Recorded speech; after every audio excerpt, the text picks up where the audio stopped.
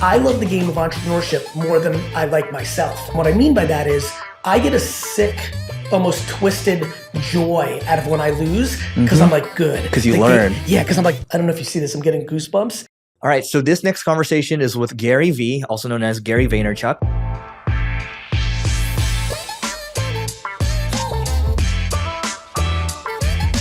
I started from zero with VaynerMedia in a conference room like this with my brother from dead scratch at 34. We talk about how he plans on buying the New York Jets. In third grade or fourth grade, I was like, I'm gonna buy the Jets. He plans on making his business into a private equity business. Private equity is an industry I'm fascinated by. The idea of buying something and doing it better, it's like fun. And we talk about VFriends, of course. We talk about just overall philosophies on life and business. I don't think working harder is like some sort of cool flex. I think it was misunderstood by society. Why would I want to be miserable and make $100 million more a year? Why would I want to do that? I don't think it requires hours. I think it requires... It's a great conversation. It's wide-ranging. You're going to enjoy it. Without further ado, here we go. Gary, welcome to the show. Thanks for having me. So first question I have, how are you planning on buying the New York Jets? How far off are you? I think I plan on it by building 2 meaningful, maybe 3 meaningful businesses that I own, more so than, let's say, starting a fund or investing. And so the 2 big ones in my universe are VaynerX, the holding company that holds VaynerMedia and the other several marketing companies in that, and then VFriends, the intellectual property company that I started as an NFT project. And I feel like what I've always planned on with VaynerX and VaynerMedia was to build a private equity firm on top of that. So I've always thought about my mission in marketing when I started the company 14 years ago was if I built the best contemporary marketing, I thought in Star Wars terms, if I built the best marketing Death Star in the world, meaning, and I use the Death Star, if you're a Star Wars nerd, if it pointed its powers against a planet, it could blow up a planet. Yeah. So if I could build the best marketing Death Star, and whether I pointed it towards a bottled water or a political campaign or a nonprofit, whatever I pointed it to, if it always did remarkable, better than any other way that it could have done that, well, that would be the ultimate leverage in the business world. Mm-hmm. And private equity is an industry I'm fascinated by because I think it's right. And I'm a business nerd. The idea of buying something and doing it better, it's like fun. It's like operations. That's what I love to do. Yeah. But I've always looked at it as they're good at operating, they're good at CFO, they're good at COO, they're good at CEO, they're good at financial arbitrage, and they're all, and I mean the best ones, the Apollos, the Carlyles, the BlackRocks, they're all really bad at marketing. And I mean really bad. And I have some nice relationship with some of the top guys and gals in the game. And what you learn is they understand the Excel sheet of it all. They understand a lot. But marketing is a black hole for all of them. And that is consistent to what I see in the Fortune 500 ecosystem. I get to work with some of the biggest brands in the world, and it is very clear to me that the way I define marketing in a day trading attention and the way they define marketing is different. I've been able to find the middle so that we can work with them. But it is my everyday hope that when we work with them, that I'm moving them more towards our side of things, right? I always tell my people at Vayner, we get paid to think and strategize for them, not only run the media and do the creative and all that. And so all that leads to a long rant of the 3 entities that I think could get me to the kind of business success that could allow me to fulfill my 4th grade dream is VFriends, VaynerX, and this private equity firm that I'm going to build on top of VaynerX, meaning the talent from VaynerX will come over and will be the first private equity firm that creates hyper growth of the businesses we buy, not just operational efficiency. At 48, if I execute that for the next 20 years, at 68, I feel like I'm in a position to make that kind of play. Got it. Did you always see it that way when you first started? No. I mean, in 3rd grade or 4th grade, when I was like, I'm going to buy the Jets, I didn't even know what that meant. That was just the time when I realized I wasn't good enough to play for the Jets anymore. By 3rd grade, big shout out to Wakeel Shaw and David Johnson and Rashawn Courtney, the kids that taught me in 3rd and 4th grade that even though I had good hand-eye coordination and a lot of passion, I was not born with the God-gifted ability to juke out or out-athletic, have size, speed, or strength to compete at the highest levels. And I was a very practical kid. By that time, I was like, okay, because 1st, 2nd, 3rd grade was I'm going to play sports when I grow up. Fourth grade was like, I'm a businessman, because by then lemonade stands, washing cars had come into my life. And then by sixth grade, I'm a baseball card ninja. Like I'm collecting and selling and making like real money for sixth grade, 1985 or whatever it was. So back then it was like, I didn't even know. And then somewhere in high school, I realized I took a U-turn. I was going to take a little bit of time before I got to my own goals. I fell in love with my dad's business, the liquor store. And more importantly, I started collecting the emotional thoughts of how much I admired, appreciated, was grateful, and like deeply loved my parents. And by the time I was 16, 17, I also had a level of confidence because of the baseball cards in the liquor store that I had real entrepreneurial skill before it was this thing. Yeah. Right? Yeah. How old are you? I'm 37. So I'm enough older that maybe this will hit for you, but like you might have been the era where it first started hitting. But like when I was growing up, there was no such thing as entrepreneurship. It wasn't cool. There was no Gary V's, right? Yeah. So like, I didn't even know, I thought I was going to be a businessman my whole life. That's what I said when I got bad grades. But I realized I wanted to do something for my parents. So I realized in high school, I'm going to go work at my dad's store and I'm going to build the living shit out of that business for him. And that's what I did from 22 to 34. And that will, I have a very good feeling that when I'm in my 80s and 90s and I'm doing stuff like this, I will always refer to that as the best chapter of my career, because unfortunately, if I'm 90, there's a likelihood my dad won't be around at that point. And I will, and I'm saying this for all the kids at home right now that are, let's say 10 to 20 and feel like they've got it. A lot of those kids want to not go into their family business and they want to go and like be better than their mom or dad, or they don't want to deal with the bullshit. I will say with this, I ate a lot of bullshit. I built my dad's business substantially for him. I worked 6 days a week constantly, and I made absolutely no money. 3 to 60 million, right? 3 to 60 million, 22 to 34 years old, never making $100,000 a year, like working every Saturday. Like it was retail. It was... But I sit here today, and even though at 34, when I started my now career that people know, no question at 34, there was some level of resentment lingering. It was small, 3, 4, 5% of like, fuck man, I built this huge business for my dad. I have no money. Like, especially once I started like putting up my head and seeing what the world was. Yeah. Do you have regret? Well, this is where I'm going. I think you're going to like this. And I'm trying to be very transparent here because I think it may inspire someone to join their family business that wasn't going to before hearing this. And I think they will meet me in 30 years and thank me for this. This is where I'm going. To your point, at the time I had resentment. It was small. I'm going to paint numbers, 3, 4%, which wasn't bad. It was more like I would my dad and I would razz him a little bit, and he would, there was a little, I can tell you right now there's zero. When I say there's zero regret, I already at 48 can tell you right to your face, it will be the single best decision I ever made professionally. Now I'm going to get a little emotional. The fact that I know I have all those stories with my dad, it's insane, bro. I was just with my dad on spring break with my kids. It's just the best, like laughing on those inside jokes, joking about the fights now that used to piss me off. And yet I still had my whole life in front of me. Yes, I was 34 and didn't have a whole lot.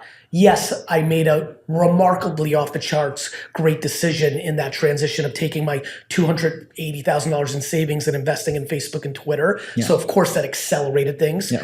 But those two investments still sit in my bank, and everything I've lived on and built, I started from zero with VaynerMedia in a conference room like this with my brother from dead scratch at 34 and had plenty of time to get it done. And so what I'm saying, because I know this audience, because I admire this audience that is of your very successful show, I'm just going to say it nice and slow.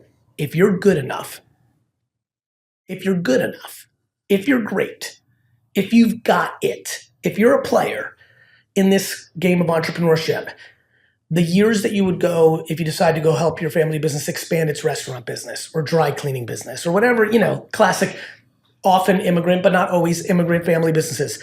If you go and give them 22 to 30, a couple things will happen. One, you're going to learn a lot of shit pretty fast because you're going to be in the trenches of a family business, not in a corporation where you're not learning any fucking real shit. Two, if you go straight into your game, that's epic. And I listen, I know if I was born in this era, I wouldn't have went into my dad's business. The internet would have been too much. It would have been too seductive. I would have made millions in high school, let alone, you know, so I think that's real life. So I can't sit here and say, go into your family business where I know if 15-year-old me's listening, he's going direct to fucking consumer. But I do think you'll be happy that you did it. Even if you get into big fights with your family, remember, if you don't choose money over the love of your family, it will always be okay. It's always ego of the family members that's the issue, not the money. Right. And here's the big one. I was 33 years old. Let me put it that way. I was 33 years old working full-time in a liquor wine store. You have time if you're good enough. And so anyway, that was my pit stop to do some mitzvah for my family. And then I've been on my actual solo journey since 34, so the last 14 years I've been building my world, and I'm feeling pretty good about it. Cool. One more thing, I want to hang on the Jets for one, and then I have some. I have a lot of questions. But how do you plan on structuring that deal for the Jets? I think because I know that I don't have the financial ability to buy the Jets within the next 5 years, I'm not spending too much time on it. Meaning, even in the last couple of years, the NFL is now more open to private equity invest. Like the thing, by the time I'm ready, there's going to be so much change.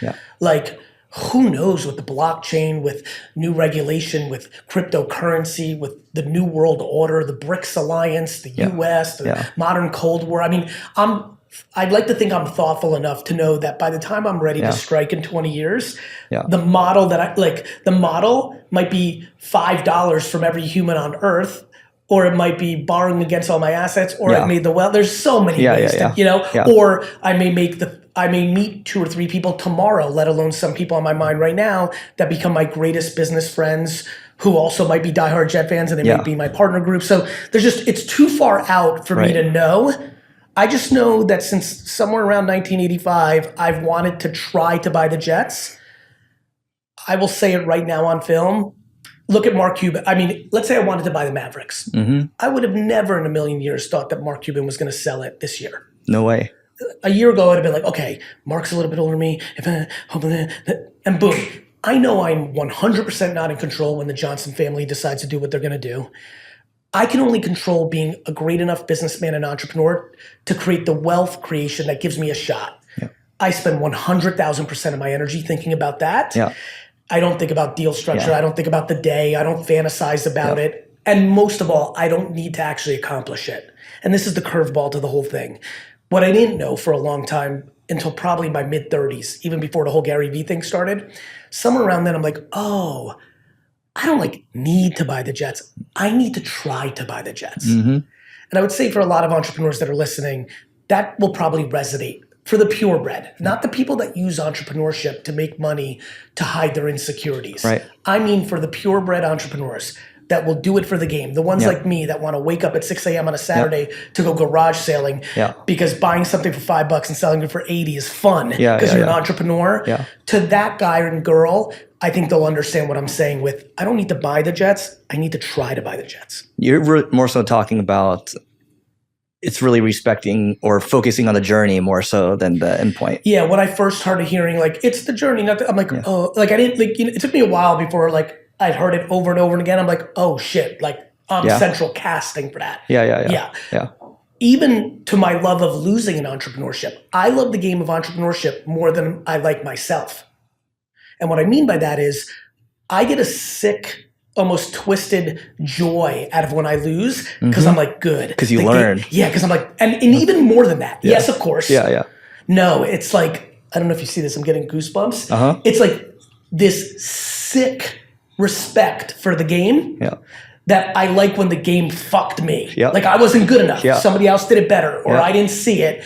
It's like being such a good fighter. Actually, I think about great fighters. I got to talk to some of these MMA guys that I respect. I have to have dinner with 1 or 2 of the best of all time and ask them, do you think it's cool that you got knocked out because you enjoy the fact that you understand why you fucked up? I didn't fucking see his feint. Do you love the game so much that even at your own expense, there's some sort of joy beyond just learning, some sort of like ideological respect for the whole thing. I respect entrepreneurship so much. I believe in merit so much. The reason I loved sports so much is either you win or lose, right? You play. That's why I love fighting. Like you fight, someone's going to win or lose. It's a fight. That's why I wish every boxing and MMA fight could not end in judging, because that's not merit. Just let them fight until somebody loses. Like that would be the ultimate sport, in my opinion. I like that you mentioned that, because we did an acquisition a couple of years ago. Didn't work out, right? But it's like, but the cleanup of everything and like the comeback, right? It's like, oh, that's fucking good, right? For you. Yeah, good for you. No, I as a matter of fact, I learned pretty early in this latest 14-year journey. I would say it's funny to hear you say that. Here's a fun thing. I try to think about things I'm not doing well, because I want to talk more about things I'm not doing well. But the reality is I'm very calculated, so I don't mess up often in business. But like two things stand out for me currently. One, when I invest, I've come to realize 50% of the time I'm doing a charity. I'm just writing a check because I like the person. It's like an angel check. And it's straight charity. And I've got to really fix that, because as you can imagine, all of those have gone to zero. Number two, I was very bad at M&A early on. I was doing little deals. It was just fun. It was almost like cool and interesting. I can't believe I'm buying.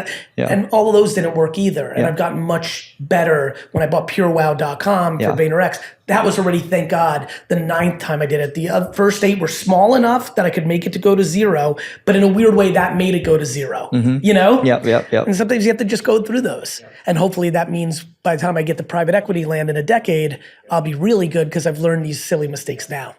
Quick message from the Agency Owners Association. So this is the peer group for agency owners that Neil and I both put together.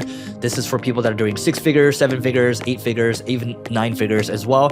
And we're all here to help you grow your agency faster. In this group, we share leads. We share learnings with each other. It's a community where people can ask questions, their most burning questions, personally, professionally. We'll share templates, reports, things like that. We're constantly adding more value to the group. I will tell you that the price is continuing to increase. The good news is that there's no long-term commitment. So you can just learn more by going to marketingschool.io/agency. Once again, that's marketingschool.io/agency to learn more. And we hope to see you inside. By the way, I have to ask you something. So the thing that you just did with the, you're like, by the way, I have to talk to a couple MMA fighters. So one of my friends, Nick Gray, asked a question on Twitter. He was like, ask Gary V about Nick, his relationships guy. Nick Dio. Yeah, can you talk about that? Of course. Is that what you just did there? Is it like he's going to set it up once he sees this clip or something? Nick Dio? Yeah. Yeah, that runs through my mind. I mean, probably VaynerSports. So VaynerSports, my sports agency, we're very fortunate. We rep Corey Sandhagen and Stipe Miocic. Like I'm pretty deep in the MMA world. But let's go to Nick Dio. I think that similar to how I was one of the first people ever to have a D-Rock. Big shout out D-Rock. Dustin's doing it right now. Like literally follow me around and film. I think what I'm doing with Nick Dio is about to become more normalized. Nick's been with me for a decade in the VaynerX world.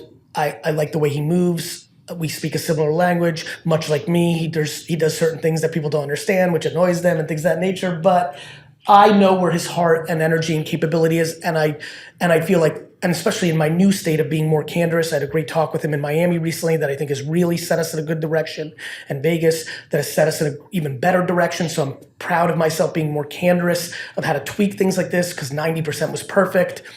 He is a VP of relationships. What that means is Nick, for a living, goes out and represents me in the world with people that we feel are emerging often. I would say 80% emerging, 20% established.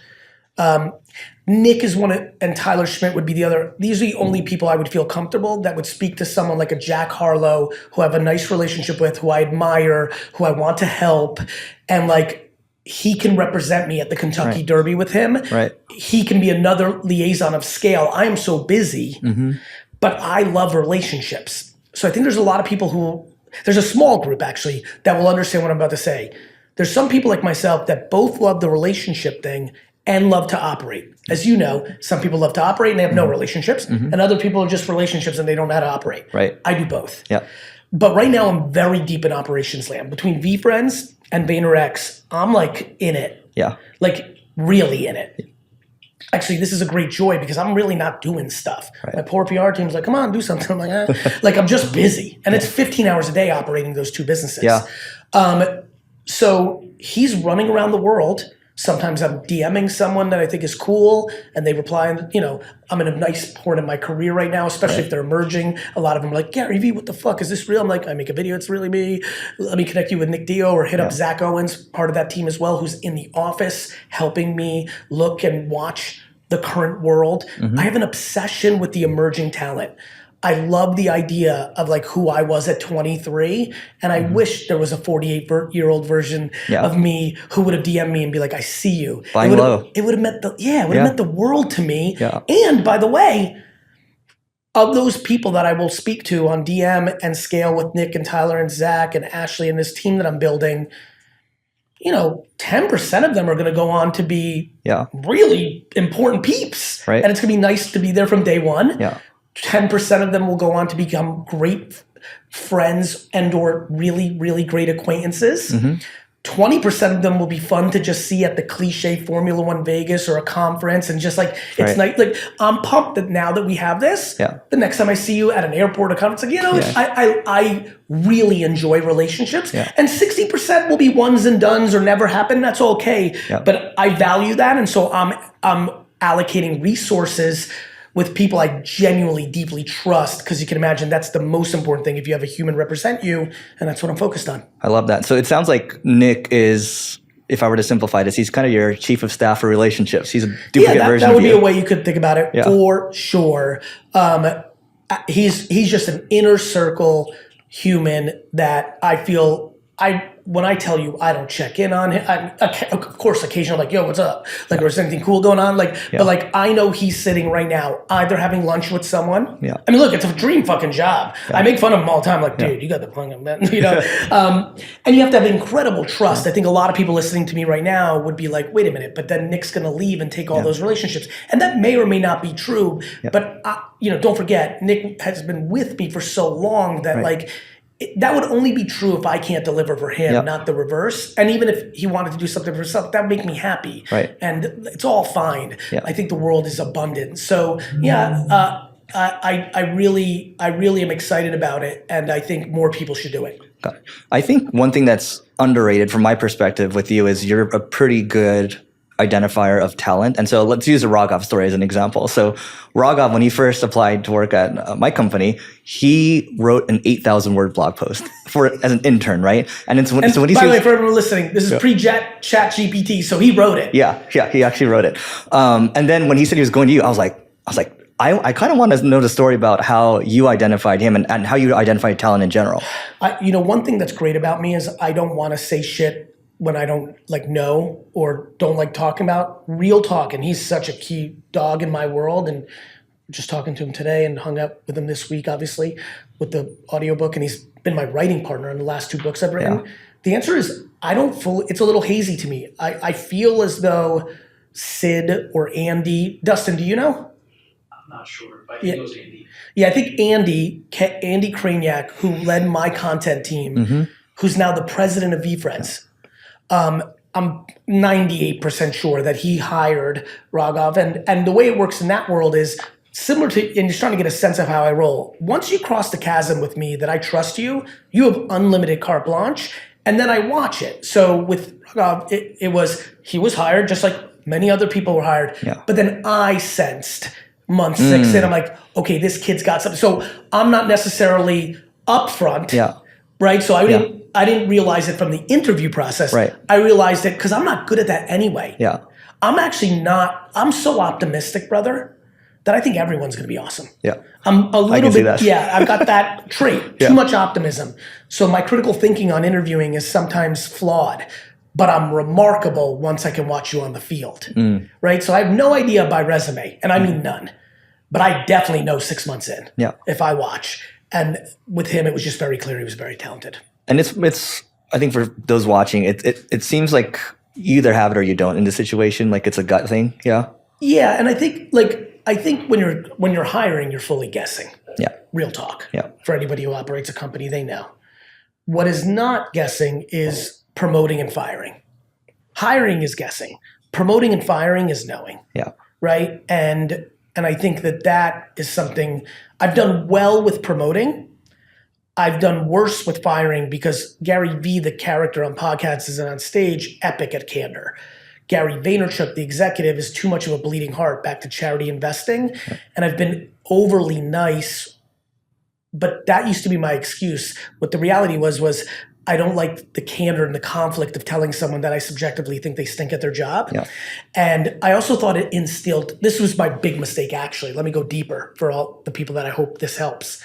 I thought it would instill fear. Hey, Dustin, I don't think you're a good manager. You're too snarky to this. I would think like Dustin's going to walk out of that meeting being like, fuck, I'm going to get fired and start like, and that was never, like I didn't know how to get to that place. I've gotten a lot better at sitting down with people and being able to tell them, hey, I'm concerned about these things, but real talk. And I think I've also earned a little bit where I think this will land better because I was a kid coming up a liquor store at that point. I think I'm in a better place to be able to be like, hey, this is not working, but real talk, fix it because this is working great and this is working great and we just tweak this and we're like fucking cruising. So I've struggled with that and but I can tell you that promoting and firing is knowing, hiring is guessing, and I think people waste too much time hiring. I think too many people have pride. I think a lot of people don't fire people because they don't want to admit they were wrong. And I'm in a great place with it because I think I'm wrong every time somebody starts. And what I mean by that is I know that I don't know. I know that we hired him, especially if I make the call with a direct report, that I feel like it could happen, but I don't know. Yeah, you really don't know till like 6-12 months in. And as if I'm going to listen to their fucking, what is it on a resume? I don't even fucking, references. Thank you. Like, I don't even fucking know the term. That's how much that's shit. Like, oh yes, I'm going to call the 3 people you told ahead of time to say that you were epic, that you found in the world. I mean, I've been bad at references. I apologize to everybody who's listening or watching. If I've ever been a reference, I can promise you, I have sugarcoated the fuck out of it. Right.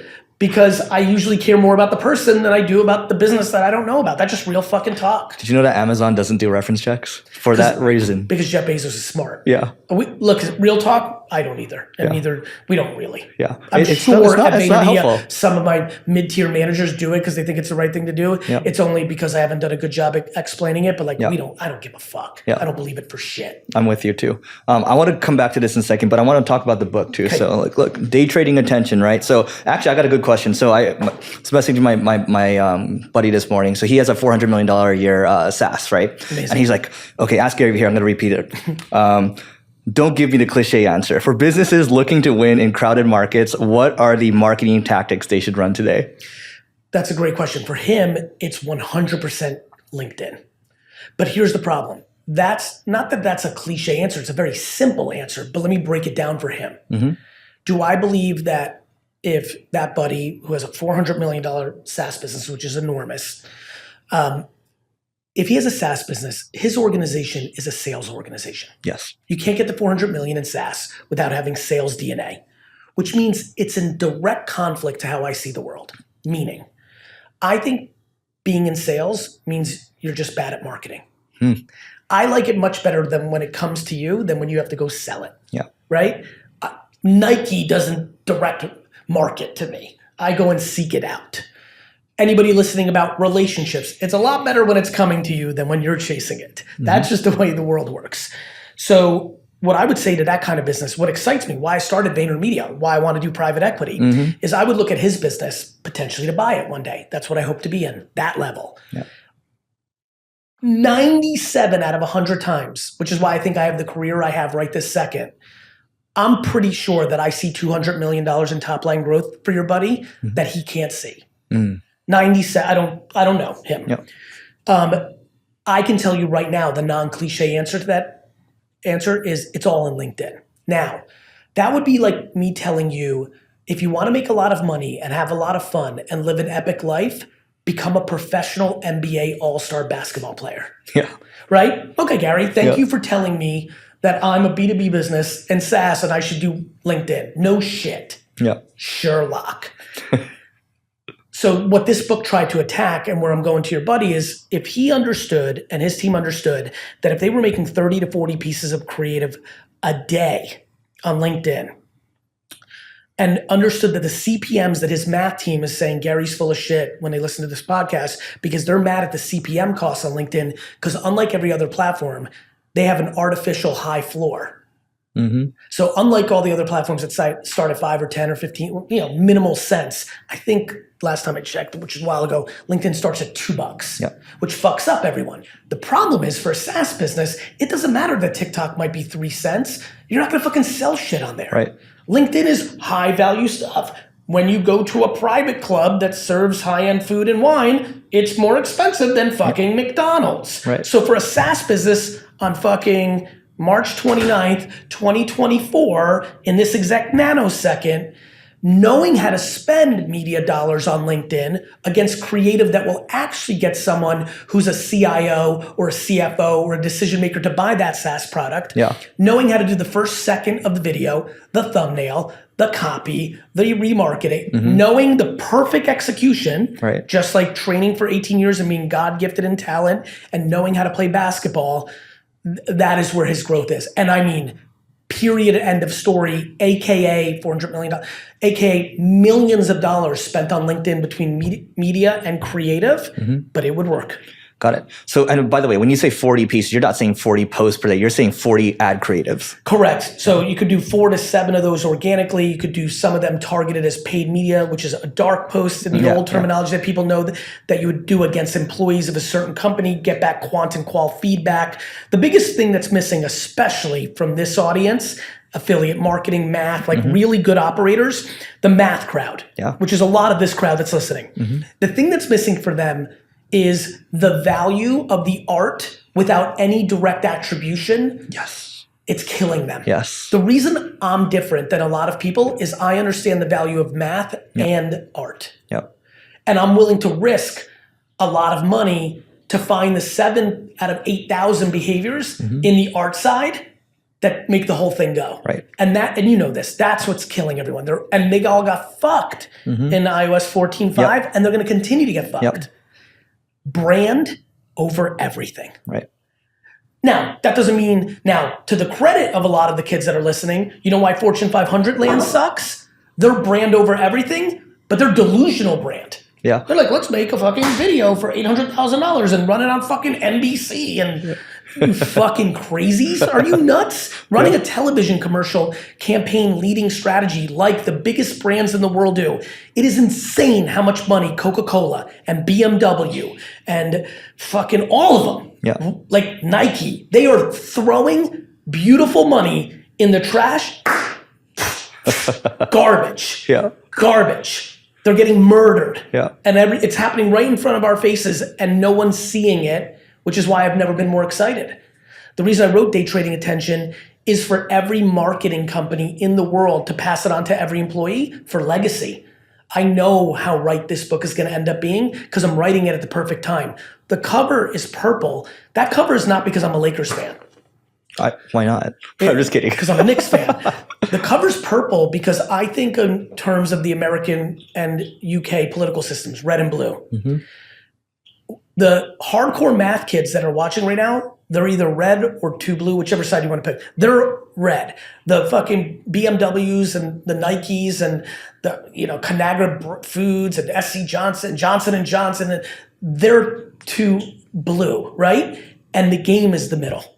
So I want the ninja kids here that grew up admiring Europe, I want them to understand why they need organic social every day, and great organic social. No direct attribution ROI.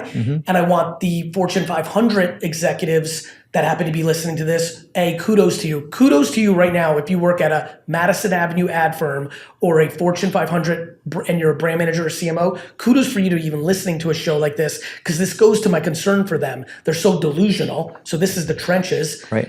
What I want for them is also a organic social media understanding because they're on the opposite side. The youngsters are too mathed out and everything's math.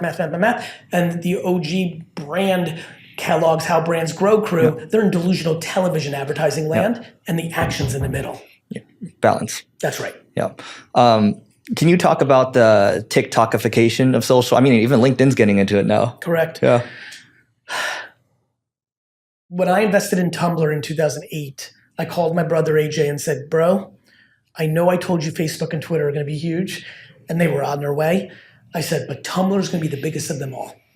And he said, why? And I said, because Facebook and Twitter, you follow people, and Tumblr, you follow shit you're interested in. And I was convinced. And Tumblr had a $1.1 billion exit, 12 years ago, which was like 40 billion now. And it was a great exit, but it could have been bigger.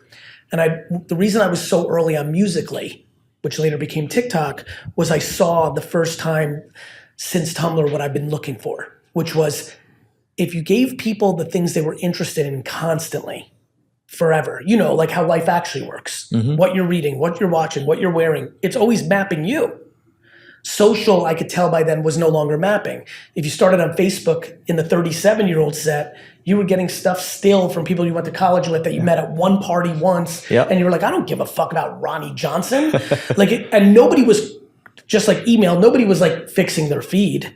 So once I saw Musical.ly, and obviously it started as teenage young girls predominantly with some guys, I was like, ooh, this is different. And then very quickly I understood what was happening, which is why I was so bullish on it at the time. And then obviously emphatic about TikTok once they acquired it and yelling about it in all my channels back in the day. The TikTokification is the reference in the book to now every social network is going to go into a place of trying to service you to the best of their AI capabilities, things they think you want to watch, which will keep you on the platform longer, which will allow them to sell more ads and stuff. It makes all the sense in the world. It's how everything in the world works. And it is profoundly important. And why, I'm glad you asked me that with my rant on the prior rant, which is why organic social media expertise is the battleground of the next 5 years in marketing. Whoever's best at it will win. Let me ask you this. So I debate with my podcast co-host Neil all the time on this. So this is Neil Patel, and he's like, he's like, you're doing all these things. So, was talking to an agency, they help people get like 100 million, 150 million views per month. I talked to one person that's paying for it. I'm like, so what's the ROI of this, right? She's like, I don't know what the ROI is right now, right? So we started doing this. It was like last month, 12, 13 million, not bad, right? But for B2B business. And then Neil's like, dude, I guarantee you all the views you're driving will not drive any business. Right. And I'm like, well, I don't necessarily agree with that. What's your take on it? Well, it depends on what the views are. If the views are bots and the people you're working with are the worst of the worst characters, then definitely not. Real views. If they're real views and they're all coming from like the Philippines or Afghanistan, then also again, right? Yeah. If they are real people, well then this is, look, and Neil's had a great career, but he's a math boy, right? I'm going to send this to him. And now to his credit, like with SEO and SEO, like I've known him a long time. He's done a decent job building his brand. Like he's definitely not like many others that like he's actually, to his credit, let me even show the other side of the pillow. He's done a much better job than most math boys and girls of building a brand. I would argue with him of like, Neil, why do you even have a personal brand? What's the ROI of Neil's personal brand? Infinite. Correct. So I think Neil's the easy one for you to debate on this one. If Neil believed that wouldn't do anything, then we wouldn't know who Neil is. He would be like many of the math kids that sit in their room that nobody's ever met. There are math kids right now making real bank, real money in the fucking behind the scenes in Bosnia and fucking Iran and fucking Kentucky, and they just slay all math, and you've never heard of them once in their life. But Neil's got his pretty little face all over the place for a fucking reason. It's because Neil subconsciously or consciously values brand. It's why he built the personal brand. And so I think that's what it is. And I think I'm going to argue for Neil. I'm sure there's a little bit of brotherly banter in that because his actions have totally contradicted the way you painted that picture, because he's been very aggressive in building Y Keynote Affiliate Summit in 2009. If you don't want people to know who the fuck you are. We debate this concept of, By the way, I bet you Neil and everybody else would agree that purple's the answer, right?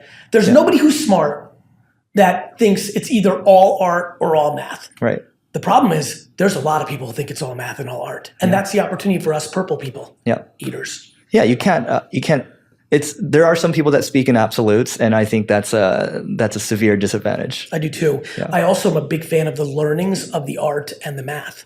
Math is fun. Like you can run it. You're like, oh yeah, this didn't work. $32 CPM, $32 CAC. This one does work. $6 CAC, right? Yeah. $4 CPM. But what people are not as good at, and you read the book or you skimmed it? No, I've gone through. I've skimmed it. Yeah, of course. You're busy. Yeah. Did you capture the part of PCS, post creative strategist, the people that read all the comments and the qualitative feedback, or not yet? No, I've heard you talk about it. Cool. Though. Yeah. So the thing that I'm in love with, so obviously math, super easy. Like here's what you paid, here's the conversion, CAC LTV, all that. I am really deep in something called PCS land, post creative strategy. After creative's out, all the qualitative feedback of the comments at scale. Right. The reason I'm so right about a lot of stuff that emerges is because I read it. But it's not in a fucking recap newsletter from me or you. Mm-hmm. It's in the earliest days in the trenches. And that shit is fucking gold. And that's the math around the art. So why I love to do things like you're doing is you learn from it too.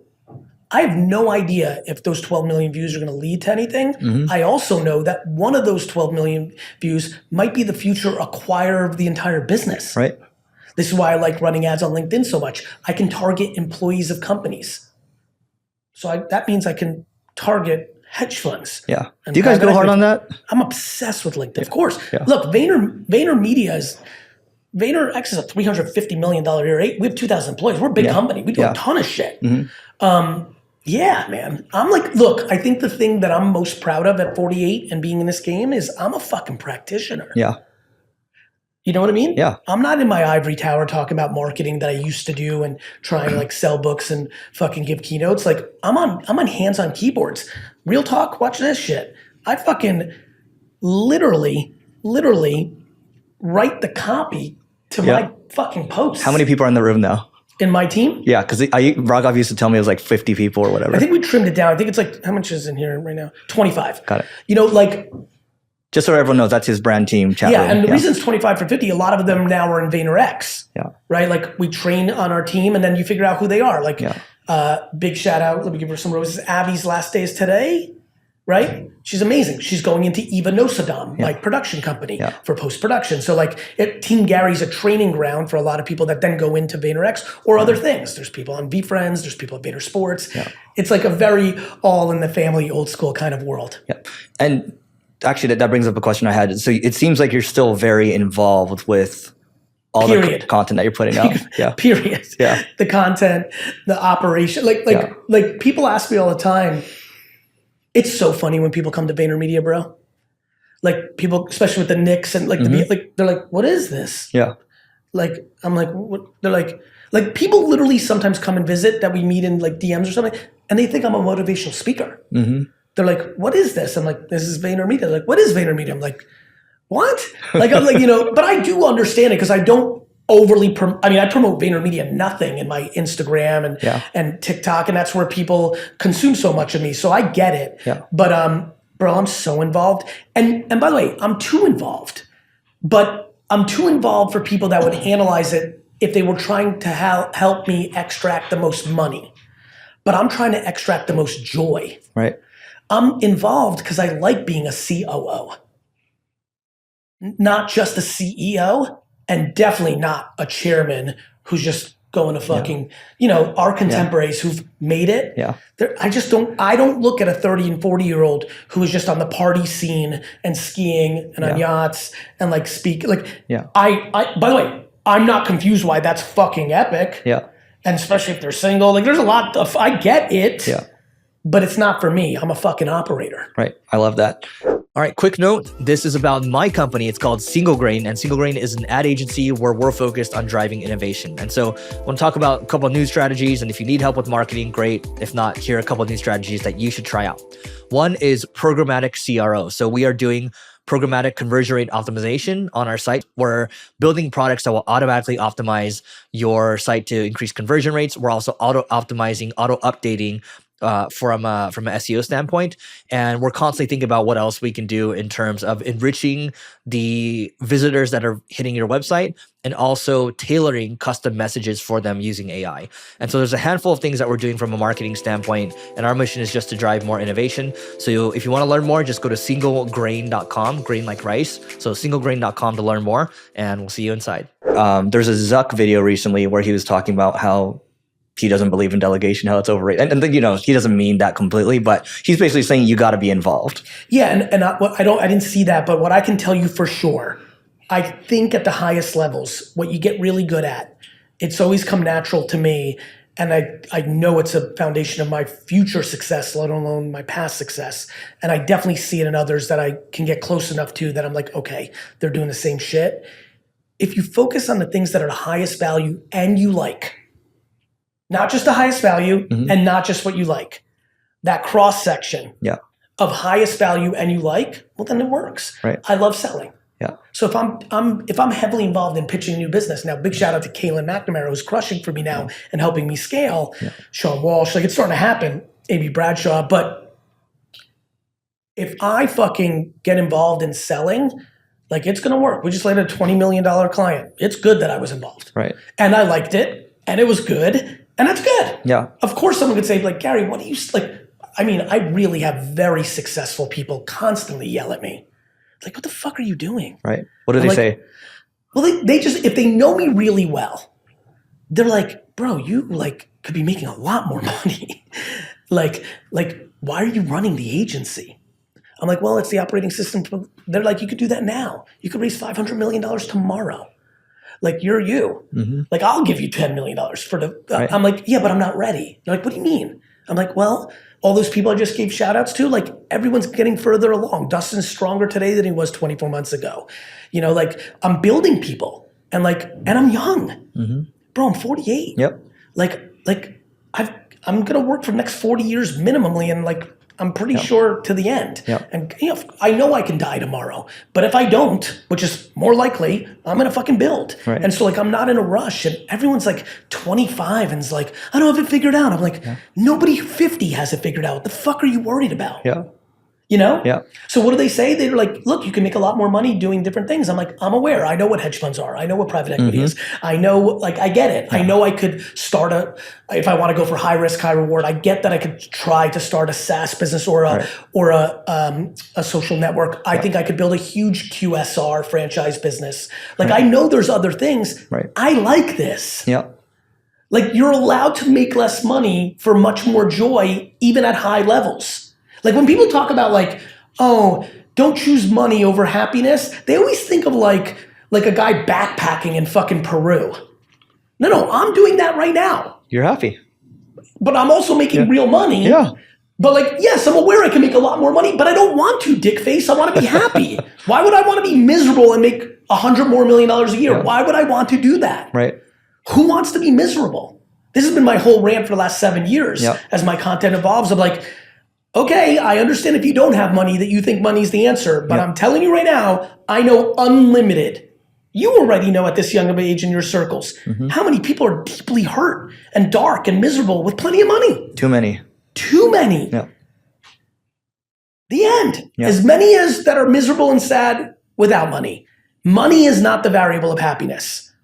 I know everyone who doesn't have it, doesn't believe it, and it makes sense to me why, but you will find out if you're lucky enough to get there. You know what's interesting? I think back when you started Vayner, I think I'm paraphrasing here. So it sounded like Zuck was like, why are you doing an agency, right? Yes. And then, so I talked to the founder of WP Engine yesterday, and as he was talking, it clicked for me because I realized, obviously I'm talking to you today. Yeah. He's like, what works for me is agency, and what works for other people might be SaaS, and what works for you is agency. So do that. It's not it's within your skill set. So do that. Yeah, and mine was even weirder. I don't really think that what I do well is agency. I knew I could do it. I knew that I wanted to build the greatest marketing Death Star of all time. There you go. I also knew that for me to do that, I needed to go through it. Meaning, at that point in my life, I probably could have raised $50 million to start Vayner instead of zero. But I also know I would have not learned. I would have had too much money. and I would have like hired all these people from Ogilvy and Leo Burnett and Droga 5, and I would have gotten nothing but bad behavior, and I would have learned nothing. I needed to eat shit for a decade to taste everything, to learn everything, to have every fucking battle scar, and now I have all the context. And now everyone's in deep shit. Now it gets interesting. Now they fucked up and let me figure it out. And so this goes back to why I always talk about patience.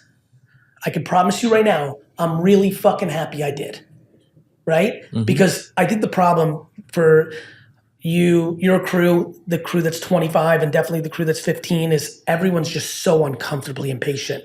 Mainly because 90% want to be successful to fill gaps in their soul, right? To prove it to the girl that didn't go out with them, or stick it to dad who said they were never gonna make it, or to their teachers that got D's in that. That's like, all my teachers told me I was gonna be a garbage man. I don't know why they picked on garbage men, because they make plenty of money, but that's what was the 80s thing of like, you're bad at school. But like, I get why people can build resentment, why people have insecurities, parent dynamics, not being popular in high school. It all makes sense to me. I get it. But it is what fucks people up from maximizing happiness and success. It also sounds like not enough people are willing to eat shit. Everyone wants to win, but not enough people are willing to eat shit. That's because most people are fake entrepreneurs. Entrepreneurs? Yeah. Like, it became cool. You made it cool. I feel like I blame you. I feel like it was gonna happen. And to your point, and thank you, and I take that as a compliment. It is. I happen to be in the right place at the right time. Like, no question. But yeah, and honestly, one of the reasons I take on the responsibility to talk about the things I'm talking about now, which is like, fix your soul, pay attention to your insecurity. I take on the responsibility that people do think I'm cool, and I'm hoping if I spit real shit, it might help someone. I want to tie in a story, so that ties in with this book. So is there anything you can share around a piece of content that you created that led to maybe a 7, 8, 9-figure deal? Of course. I made a video on my couch in 2007 that said Facebook should worry about Twitter on a flip cam. Remember those? You flip cam, you stick it into your laptop. It went viral to 500 of the right people, most of the employees at Facebook at the time, which led to Dave Morin asking me to give a speech at Facebook at the time, which led to Mark Zuckerberg being in the back of the audience, which led to him walking down after I luckily said smart enough stuff that caught his attention, asking me for dinner when I already had a flight back to New York on the red eye, but I said, of course, I'm leaving tomorrow. We had dinner, it started our relationship, and my investment in his company from his parents' stock a year later, I've never sold a single share of the company. This was 4 years before its IPO. It IPO'd at $42 a share. It went down to $19 in the first 6 months. It's now $500 a share. And that was very, very good that I made that piece of content. Not only did that piece of content lead directly to that investment, it also sparked the beginning of me building a brand in Web 2.0. And this goes back to the argument, and I don't think Neil fully believes it, that it's not valuable. That single piece of content and my keynote that changed my career. The one at Web 2 Summit in 2008, where I say smurf it up, and that whole thing that went on Ted's website and got 1 trillion views is 99.9% of the springboard that led to everything you're looking at. 2 pieces of content. That's why so going back to this talk about idea, total addressable market. So people in private equity like to use total addressable market, right? I love that thing. So idea TAM, it's like, go wide. Why not go wide? Because people are going to know who you are. Well, human personal brand TAM is billions of people usually. So why not? I aim to be known by every single person on earth before I die. That is my TAM. Well, speaking of large TAM too. And especially, I apologize just to give a little nerd talk, with AI voice conversion, we're here. Like, I will be speaking every language and every piece of content I put out next year. Money in the bank, this voice that goes high and gets raspy and does it all shit with my cadence. That's insane, bro. I'm going to crush fucking Brazil and my fucking Portuguese. I'm going to fucking annihilate it. I'm going to be massive in Germany. I can't wait. Japan, finally. I'm hyped. So TAM for personal brands that talk about macro things, it's 8 billion. Can we talk about some of those macro things? I mean, let's talk about, so your Twitch experiment, Yeah. how's that going right now? Great. And what is it for those that don't know? It's going great, even though mathematically it's doing atrocious.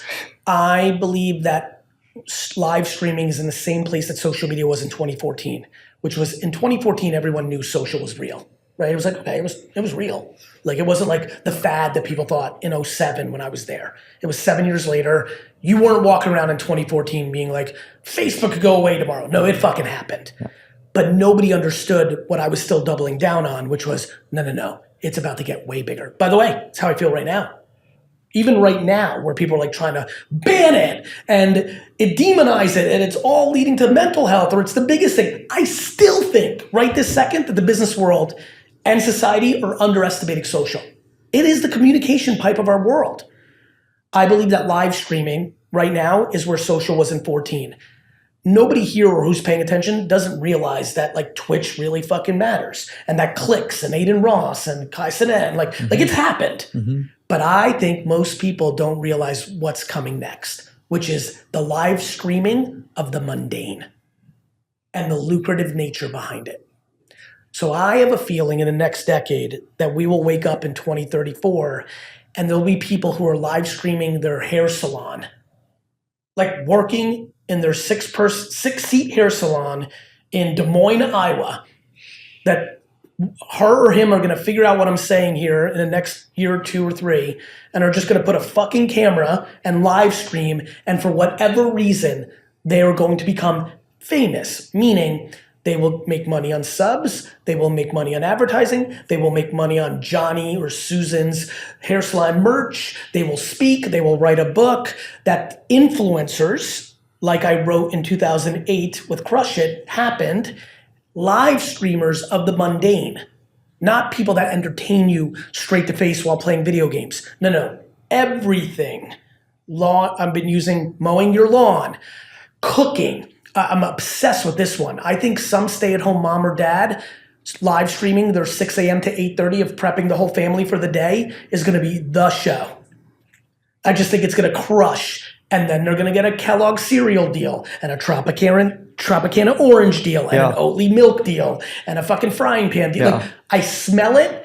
And so how is it going? I am live streaming in my office at VaynerMedia and VFriends HQ in Hudson Yards, New York, my table. I am doing literally 12 hours a day straight of meetings. 97% of them are information that can't get into the world. So I am on mute the entire time. So the 100 or so people that watched me sitting in my office for 12 straight hours at mute have built their own little community talking. I try to unmute. Dustin did a great thing for me and added an unmute counter, so that inspires me to unmute a little bit more. I'm figuring it out. I'm doing it because I like to be a practitioner. I just want to taste it. Yeah. I know that I'm not doing it in a way that can really go crazy like my other stuff because I'm not making for it. I wish I was 2007 Gary and I could just be with them for 12 hours because I have a funny feeling I would have ended up in a really good spot. Right. That's not where I'm at.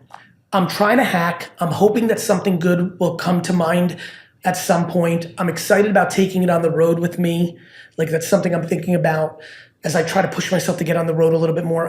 Again, I brought it up 10 times. I'm so in operations mode. I'm literally sitting at a fucking desk for 12 hours a day, 80% of the time right now. So it's not the most compelling, but there is a wild, almost like entrepreneurial ASMR with it.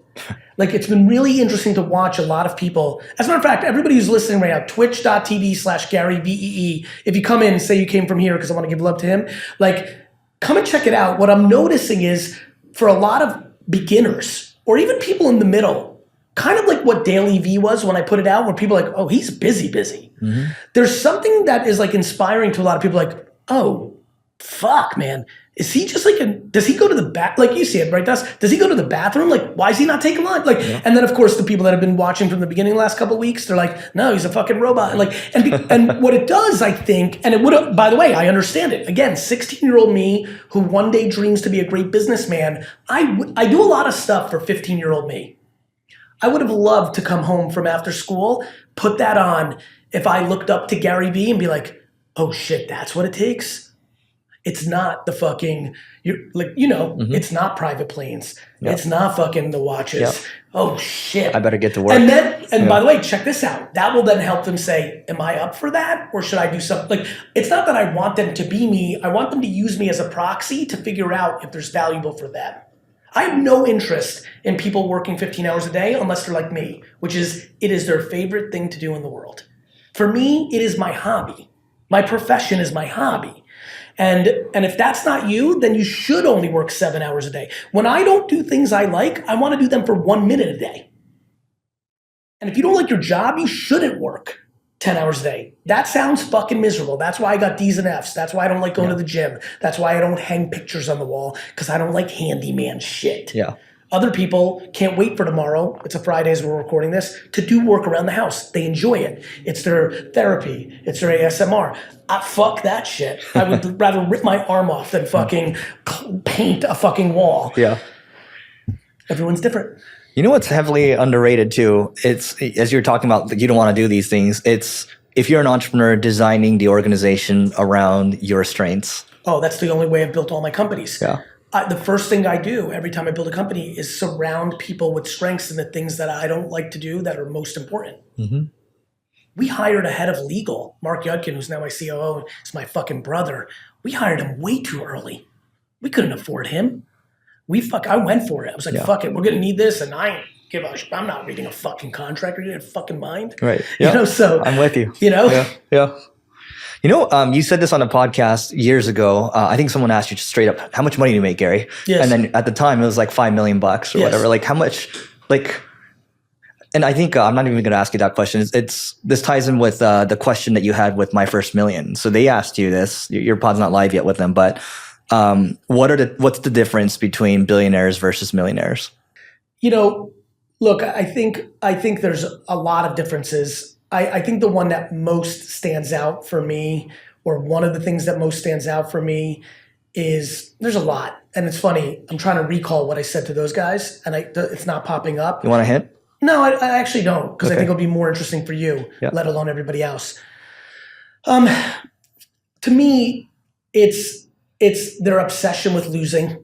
How much do they love the game, right? Mm-hmm. How purebred are they? Yeah. I think billionaires tend to like it way over the things that come along with it. Mm-hmm. Their tolerance for losing, right? Their self-awareness, putting yourself in a position to succeed, and there's serendipity. There's, do you recognize where the economics are? I think there's tons of people who are millionaires that could have had the potential to be billionaires if they just picked a different genre to put their energy against, a better business model, right? Yeah. I think about that a lot. I know I didn't go into that with them. Yeah. I think about that a lot. Yeah. Those things stand out. Makes sense. Yeah, what you had said was the willingness to walk backwards. Yeah, to go to zero. Mm-hmm. Yeah, that goes back to the love of the game. Yeah. I defined it more for them. I think that I'm on that path, and I think whether I get there or not is completely, I could give a fuck. Yeah. Because by the time when I get there, it's not gonna be as cool anymore anyway. Mm-hmm. It's starting to get to a place where people are like, well, that's common. Yeah. And plus, there's so many people claim it that aren't it. Yeah. I'm willing to go to zero. Yeah. And I do think that there is some realities to that. Mm-hmm. I think the risks that are required for the bets that turn out to be those things are sometimes and oftentimes grounded in a Bezos or an Elon or an Oprah willing to take a risk that would have taken him all the way back or zero. And I want the kids to hear this. It doesn't mean they were really going to go to zero, but it was going to mean that they weren't going to make any money for 5 years. Right. Right. I'm definitely in that place. I'm willing to go there, not put myself out of business, Right. but fuck myself up for a good 7 years because I'm not worried about the judgment. Yeah. And here's what you told them. This is where the 5 million ties in kind of. You only need your safety net. What's the safety net? $1 million in cash. That sounds kind of low. Well, listen, for people that are very fortunate that have crushed it, for every normal person, they're like, that's an insane amount of money. And I think my normal person DNA is so much greater than my entrepreneur that crushed it DNA that I'm just very aware that $1 million in cash, a lot of people won't earn that. Because don't forget, you got to pay taxes. So I just feel like if I lost everything and had $1 million, and again, we're not playing some weird fantasy game, I'd still be me. I would have just learned whatever the fuck I did to lose it all, which would have been a big learning experience. Right. And I'd still be me.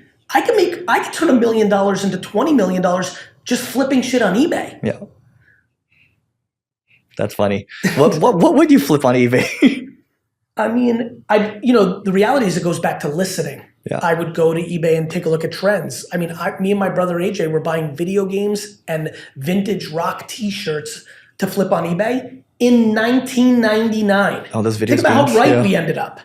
And that only happened because you could see the data starting to emerge. I'm not sure if marbles are popping off or scarves or magnets or cocoa melon early collectibles. I don't know what's popping on eBay like that, but I promise you, if I was back to zero and I had $1 million, no question, buying and selling shit would be the first thing I'd go to. Because for me and my skill set, 1 to 5 million would come fastest as buying something and selling it for more. Got it.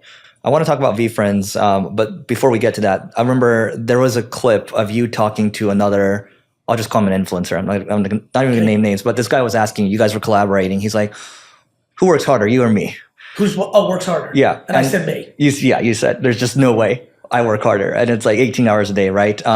Do you think it takes 15 to 18 hours a day, or is it just more so because you enjoy it? More so than enjoy it. I think there's, on the record, so as cool as that little peacocking flex is, let there be no confusion. There are tons of people that work 8 hours a day who make more money than me and are happier than me. I'm really fucking happy, but and I mean really fucking happy, but I'm not delusional enough to not think that there's people who are equally, if not more happy and work 8 hours a day. And that's awesome. And by the way, I envy that zero. Mm-hmm. No, I don't think working harder is some sort of cool flex. I think it was misunderstood by society. Working harder when you fucking love the shit out of it. Yeah. I love when everyone tried to pin me 7 years ago of you're the hustle porn guy. I remember that article that was written. Yeah. And I was like, this is so fucked up. This is so not taking the words out of my mouth. And you're completely taking me out of context. Mm-hmm. Literally, my first book was Crush It, How to Cash In on Your Passion. Yeah. Why'd you take the passion part out? Yeah. Because I've been on the record that I did no homework in high school. I don't believe in work if you fucking hate it. I'm actually the most extreme example of all in when you love it and fuck that shit if you hate it. I just told you about the sign thing. I don't think you should work at all if you hate it. I don't know how you're gonna live, but fuck. So no, I don't. Thank you for asking that question because it's giving me a few minutes to really break this down. I think people continue to not hear me and others on this. Working a lot is only cool if if it starts with you fucking love it, comma, yes. Do I think if you do 100 push-ups that would be better for your physique than 30? I believe in that. Volume, quantity is not debatable. Yeah. So if I versus me, my twin brother who is exactly me, Barry, if I work 12 and he works 7 and we were the same, yes, I would get more outcome. It's the way it is. Yep. Sorry. But all these people that work 10, 12 hours a day to be an entrepreneur, to act cool, all to just make money so that they can go ball out and are living lives where they're fucking drinking a bottle of vodka at night to deal with their pain. That's not happy. That's not good. That doesn't work out. And so no, that's how I don't think it requires hours. Mm-hmm. I think it requires self-awareness. Right. You have to know yourself. Some people don't even have the natural energy to work that much. Right. That's fucking hard. But I think the energy comes from loving it. Yeah. Right? I can't run on a treadmill for 20 minutes. This is real now. I really can't. Fast, right? But I can play 4 hours of basketball straight, which is actually harder on my 48-year-old body. Yeah. Because I love it, I go. And because I think running on a treadmill is the worst shit of all time, I can't. This thing is so underrated, bro. This thing is so this thing is so underrated. And the other one, because now I'm rolling, this thing. I believe when we're dead and we're looking down from heaven, that intuition, the second brain, will be much more understood. No one's talking about it. I can tell you right now, this has made all the good decisions. Yeah. This has kept it from being delirious. Yeah. But this has been everything. And no one's, and that's above my pay grade, but I'm telling you, this fucking thing Yeah. and this fucking thing, both of them, Yeah. right now by us humans, and we're getting cool now, like ice plunge, fucking psychedelics, grounding. Like we're starting to figure, like we're starting to become more, old school. Yeah. Like everything that's hot right now amongst influencers, my great grandma Babushka Anya made me do. Yeah. When I was 6 and she would visit us in Edison, she'd like wake us up in the morning dew. This is real talk, and make us go outside and walk barefoot. I'm like, what are we doing? We're supposed to be Americanized. This is so weird. And now the coolest kids in LA are like, give me the grass. And I was like, fucking Babushka Anya. Yeah. So old school's becoming new now, but I promise you the thing that no one's talking about yet, for real, that I think is going to be common talk in 50 to 100 years is this motherfucker. Yeah. The intuition, the gut. And everybody we went over rational the last 100 years. Yeah. You actually, speaking of your gut, you basically bet all in on Twitter and Facebook, right? Yep. Yeah. That's your gut. 100%. Yeah. We can segue into VFriends right now. Let's do that. I believe in NFTs remarkably. I know where NFTs are right now, but again, you seem to be really on it. This will land with you. At the height of NFTs, I was making videos saying these things are going 99% are going to zero. Mm-hmm. NFTs, the mistake that most people are listening right now that don't know about NFTs as a collectible digital asset is they think NFTs are Beanie Babies. They don't realize that NFTs are stuffed animals. It's a genre. 99% of the projects ended up being Beanie Babies. Yeah. But just like contemporary art with Jackson Pollock and Andy Warhol, just like basketball trading cards, Michael Jordan's rookie card's worth a lot of money, 99% aren't. Just like sneakers, just like watches, just like everything that's collectible. 99% are zero, 1% is remarkable. The hysteria of the moment got everyone thinking every single one was going to be collectible. Right. But yeah, I'm really excited about it. And for me personally, it's really exciting because I think of VFriends as my intellectual property, which it is. A Pokemon meets Sesame Street. So Sesame Street of like good intent. I want to teach accountability through Accountable Ant and patience through Patient Panda. And collectability like Pokemon. And like right now, if you want to know what's going on with VFriends, go to eBay right now, everyone who's listening, and type in VFriends, enter completed auctions. You will be blown away. And so quietly, I would say, I am head down building something. I have a kid's book coming out called Meet Me in the Middle. I have cartoons coming out with Moonbug, who does Coco Melon. And I promise you, anyone who has a 1 to 3 year old in their world or recently knows exactly what I'm talking about. So I'm enjoying the shit out of building my Marvel Pokemon. And again, back to patience. VFriends is VaynerMedia 2010 and 11 when everybody laughed at me. And VFriends in 20 years will be VFriends, and everyone's going to look back at clips and be like, fuck, man, he really knew it. Yeah.